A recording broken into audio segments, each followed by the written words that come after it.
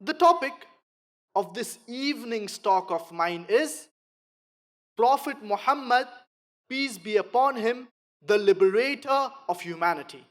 I started my talk with the quotation from the glorious Quran from Surah Anbiya, chapter number 21, verse number 107.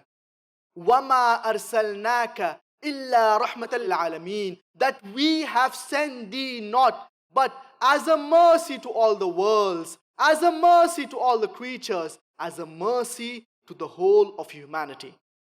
Allah subhanahu wa ta'ala says in Surah Sabah, chapter number 34, verse number 28, وَمَا أَرْسَلْنَاكَ إِلَّا كَافَّةً لِلنَّاسِ بَشِيرًا وَنَذِيرًا وَلَكِنَّ أَكْثَرَ النَّاسِ لَا يَعْلَمُونَ, that we have sent thee not but as a universal messenger, giving glad tidings and warning men against sin.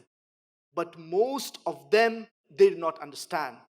Since Prophet Muhammad, peace be upon him, he was the last and final messenger, he was not sent only for the Muslims or only for the Arabs.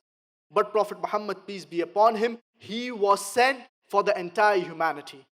And I would like to share with you an incident of Suhail bin Amr. Suhail bin Amr, he was sent by the Quraysh to negotiate with the Prophet ﷺ before the Treaty of Hudaybiyah. Now Suhail bin Amr, he was an international negotiator. He had been to the Roman Empire, he had been to the Persian Empire, he had been to Abyssinia, and he had a first-hand experience of how the Sahaba dealt with the Prophet ﷺ. Now Suhail bin Amr, when he returns back to the Quraysh, he tells them that I have seen the Roman Empire, I have seen the Persian Empire, I have seen the Empire of Abyssinia, but I have not seen any followers love and respect their leader so much the way the Sahaba love and respect the Prophet Muhammad, peace be upon him.